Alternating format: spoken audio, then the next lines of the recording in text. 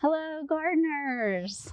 What a fabulous November day here at Zilker Botanical. I highly encourage you to come down not only to see our demonstration gardens, but the butterfly gardens are just alive and aflutter with butterflies right now. Monarchs, queens, several varieties. We've seen some big swallowtails. If you don't have any pollinators in your garden, you can get some great recommendations just by walking the gardens here. In the November garden, there's a lot going on. Hopefully you're seeing things come up that you've planted from seed. We do everything in the month of November. We plant seeds, we plant transplants, we're tending, we're harvesting leaves. And I wanted most of all to say right now, don't get discouraged. We've reached the end of our planting guide that we've been going through during our video series, but we'll continue to share our experiences as we tend each week. We also see a lot of caterpillar damage, critter damage from squirrels and other things. So we always start some backup plants. So we're plugging those in right now. If our BT spray and our homemade pepper sprays and things aren't working so good on our brassicas, we are going to try covering them this year.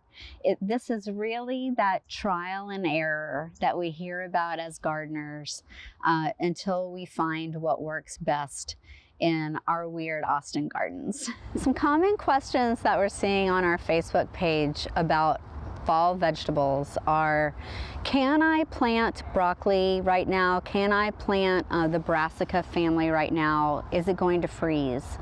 Yes, you can plant all of that family. It's a big family from arugula, mustard, cauliflower, broccoli, kale, all of that are freeze tolerant plants. You may want to cover some of it during the freeze, but it is all going to last through the fall and through the winter also. Okay, another question that is always popular on our Facebook page is, what can I plant right now? So you probably saw that big beautiful blue moon for Halloween. As the moon starts to go down, we plant root crops. So right now you can plant beets. Beets are a nice large seed. If you have any little people, they can help you plant those. But again, all of the root crops you can plant right now.